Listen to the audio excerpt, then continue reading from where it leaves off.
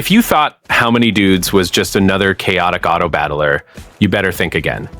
Behind the absurd battles against gorillas, gods, and random hordes, there is a deep synergy system that can turn an ordinary team into a completely broken machine. And the truth is simple: whoever understands this wins. Today I bring 10 advanced tips that completely changed my gameplay. If you want to stop losing runs over silly little details and actually start dominating the game, these tips can help you a lot. I am Matthew, and the video is about to start. One of the things that caught my attention the most in How Many Dudes was how some synergies simply seem to click in the late game, and none does that as well as the Undead base. When you put Necromancer, Zombie, and Frankendude together, the game practically shifts its rhythm. It is not just strong, it is consistent, and that makes all the difference when you start passing level 100. The secret of this combination lies in the Necromancer. At first glance, he looks like just another summoner, but in practice he is the entire engine of the build. The skeletons he summons count as fallen units, and this triggers extremely strong passives from the other two. In other words, even while losing units, you are actually scaling your team the whole time. And that is where Zombie and Frankendude come in, turning this chaos into pure advantage. The Zombie benefits directly from these falling units, while Franken starts stacking HP and damage in an absurd way. Over time, Franken turns into a practically unstoppable monster, and the best part, all of this happens passively, without you needing to micromanage that much. What makes this synergy so special to me is the reliability. In deeper runs, where any mistake costs dearly, having a combo that scales by itself and handles pressure is gold. If you are trying to go really far in the game, this Undead base is not just a good option, it is practically a mandatory starting point. One of the most broken strategies is the famous infinite healing loop. At the beginning, units like Medic or Cleric look like mere basic support, but when you understand how their healing works, everything changes. They do not heal with just any passive. The heal is triggered by the damage they deal, and this opens room to completely abuse the mechanic. The key point is simple but powerful. Increase the attack speed and critical strike of these units. The faster they attack and the more damage they deal, the more times the heal is triggered. Instead of relying on an occasional heal, you start creating a constant flow of regeneration that practically keeps up with the pace of combat. And that is where things get truly absurd. When this type of support enters a build with high DPS or multiple summons, the number of triggers skyrockets. Each hit turns into more heal, each critical amplifies this even further, and suddenly your entire team simply seems not to die. It is that kind of synergy that turns difficult fights into something much more controllable. What I like most about this setup is that it scales along with the rest of the build. The stronger your team gets, the stronger the healing also gets, creating a snowball effect that is hard to stop. For long runs, this practically turns into an extra layer of security. And honestly, once you get used to this level of sustain, it becomes hard to play without it. If there is a duo that I grew to respect a lot in more advanced runs, it is Bard plus Paladin. When you start aiming for levels above 120, you can no longer rely just on raw damage. You need consistency, and this combination delivers exactly that.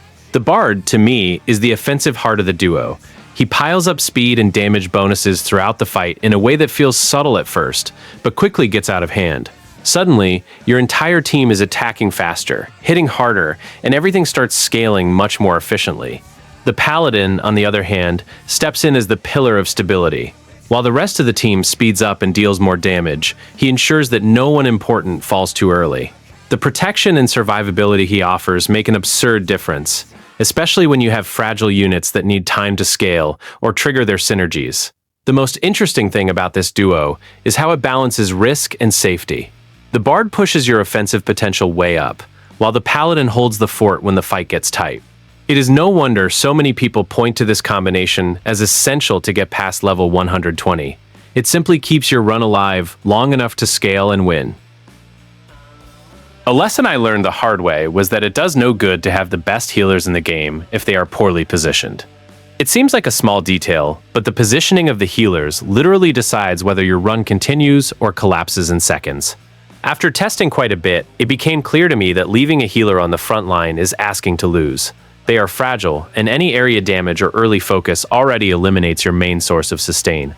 On the other hand, leaving them isolated is also a mistake, because you lose range efficiency and still open room for them to be caught off guard.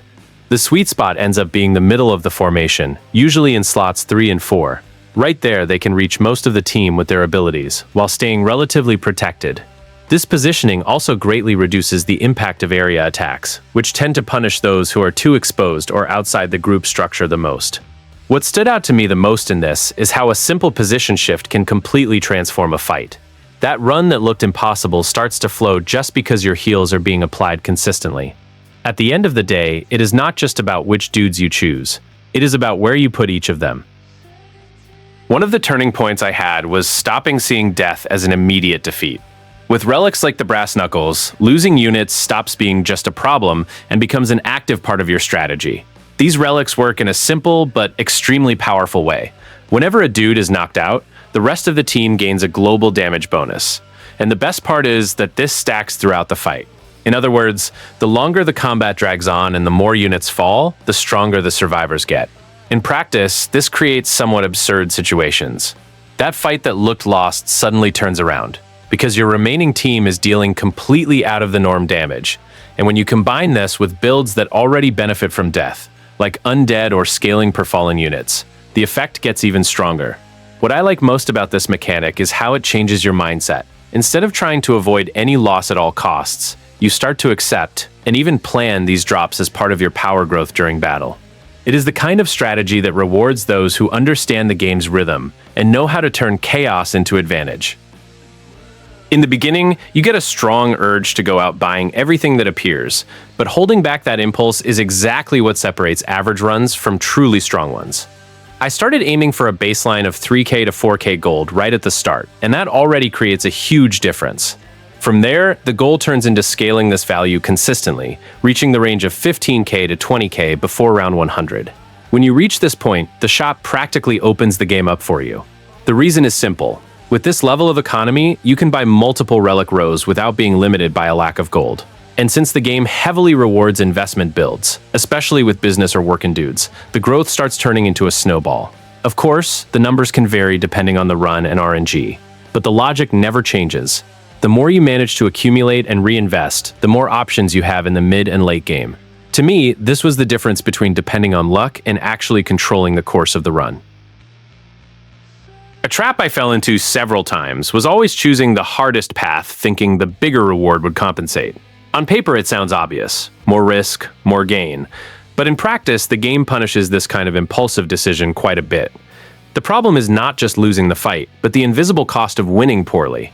When you exit a combat having lost 4 or 5 dudes, the penalty comes in the next round. You need to spend a lot of dude juice to recover, and this completely breaks the rhythm of your economy.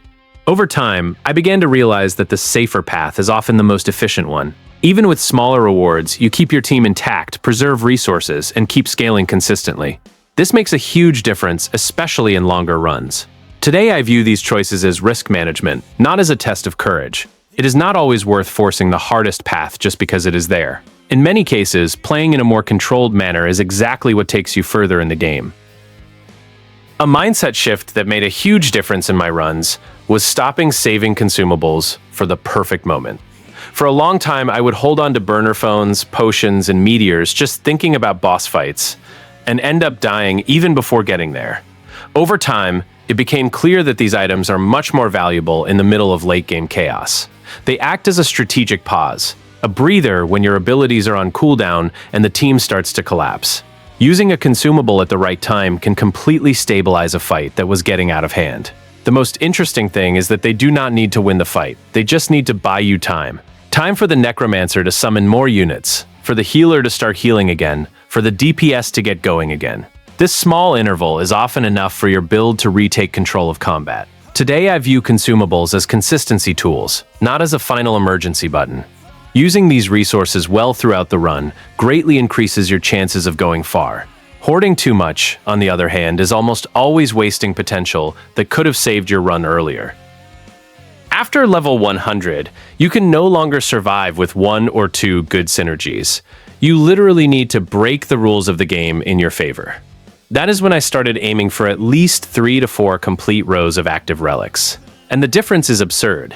Each new row adds more effects, more interactions, and more ways for your build to scale during the fight.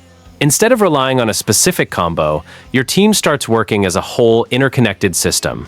The most interesting part is how relics change the match's behavior. They not only boost numbers, but alter mechanics, making units attack in different ways, trigger extra effects, or scale with conditions that did not even exist before. With several rows active, it feels like you are playing another game. To me, this was the turning point between reaching far sometimes and having true consistency.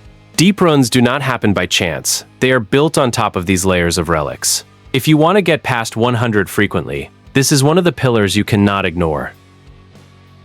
If you want to turn good runs into overwhelming ones, the secret lies in prioritizing the trinkets that drop from act bosses and assigning them to the dude archetype you are building. These items are not just generic stat boosts. They change the basic behavior of entire classes, adding effects like shock, continuous damage, the famous duty, and other transformations that redefine how your army fights. The big power spike happens precisely when you defeat the act bosses and carefully choose which type of dude is going to receive that specific trinket. Instead of spreading power in a generic way, you concentrate the change into a core. For example, all warrior dudes starting to apply shock, or all fantasy dudes causing duty. And this creates a clear identity for the run. It is this coherence that makes your compositions stop being just okay and turn into game-breaking machines. In practice, treating boss trinkets as top priority totally changes your map route and combat choices. You start planning which acts are worth facing, which relic synergies and dude types match the trinket you are looking for, and even how to position your squad to maximize the chain effect, area shock, spreading duty, etc. It is the kind of decision that separates those who just survive from those who master the chaos of the auto-battler. The tip is simple but powerful. Do not treat trinkets as secondary items. Defeat act bosses with purpose, collect the right trinkets for your main archetype, and use this class behavior transformation as leverage to create runs that truly impress. In How Many Dudes, where synergy and chaos go together, this is the difference between a memorable match and a legendary match.